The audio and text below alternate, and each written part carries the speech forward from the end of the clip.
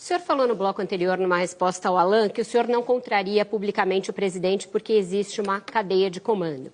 Na semana passada, o Brasil se chocou com a exibição de um vídeo de inspiração nazista por parte de um secretário de Cultura do governo do qual o senhor faz parte. Ele foi demitido, mas não se ouviu uma palavra do senhor, como um democrata, em repúdio a essa manifestação. Em dezembro, houve um atentado terrorista à Porta dos Fundos, a produtora Porta dos Fundos, que o senhor também não se manifestou a esse respeito. Não cabe ao ministro da Justiça de um país ser um arauto da democracia e se manifestar quando há incidentes que ferem a ordem democrática do país? Acho que não cabe ao ministro da Justiça e Segurança Pública ser um comentarista sobre tudo. Ser um comentarista político ou atuar como se tivesse responsabilidade de falar sobre tudo. Há crimes nesse caso, veja, do secretário de Cultura, a meu ver, foi um episódio bizarro. E, tendo ciência desse episódio, eu dei minha opinião. Mas eu dei opinião ao presidente. Cabe a ele tomar a decisão. E ele tomou a decisão correta. O que o senhor disse, ministro? O secretário de Cultura foi demitido ainda pela manhã, tão logo o episódio... As meninas perguntaram o que o senhor disse. A minha opinião foi a opinião geral, que é um episódio bizarro e a situação era insustentável. Mas agora, todo mundo se manifestou publicamente, o presidente do Supremo, o presidente do Senado... Mas eles são de outros poderes, não são do Poder Executivo. Mas o senhor é ministro da Justiça, ministro. Não, mas eu dei uma sugestão... Incitação ao nazismo é crime. Mas o ministro... Não, veja, o presidente é o chefe do Poder Executivo. Então, aconteceu algo dentro do Executivo, eu não sou o ministro responsável por aquele setor.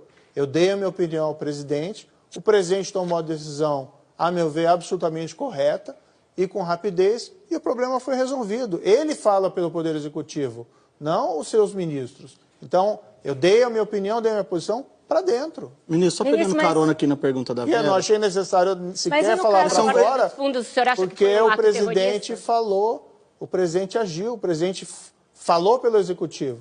Não precisa ficar secundando. Porque o senhor não se manifesta, ministro, em temas polêmicos. Por exemplo, pegando carona aqui na pergunta da Vera.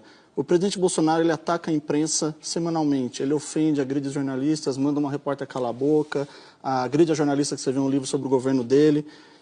Um relatório da FENAGE mostra que os casos de violência contra veículos e jornalistas subiu 54% de um ano para o outro. E o presidente Bolsonaro foi sozinho responsável por 58% dos ataques, além dos flertes com a AI-5 dentro do governo. Eu queria saber o que o senhor acha do comportamento do presidente Bolsonaro em relação à imprensa. Existe a situação que eu mencionei anteriormente, né? Então, por exemplo, eu estou dentro do Ministério, eu tenho os meus subordinados. Os subordinados, eu falo com meus subordinados, orientações deles, e as reprovo quando é necessário. Né? O senhor, por exemplo, fala publicamente do seu chefe editor lá... O senhor é um homem público, ministro, o senhor é ministro da Justiça. Eu queria saber o que o senhor acha da postura do presidente em relação a isso. O presidente, o que acontece? A minha avaliação, o que eu vejo, que eu vi nas eleições passadas, você tinha um grupo falando que tomando o poder ia regular a imprensa, cercear, a meu ver, entender ali, tanto a liberdade de imprensa como a liberdade do judiciário, se falava que seria necessário uma reforma do judiciário.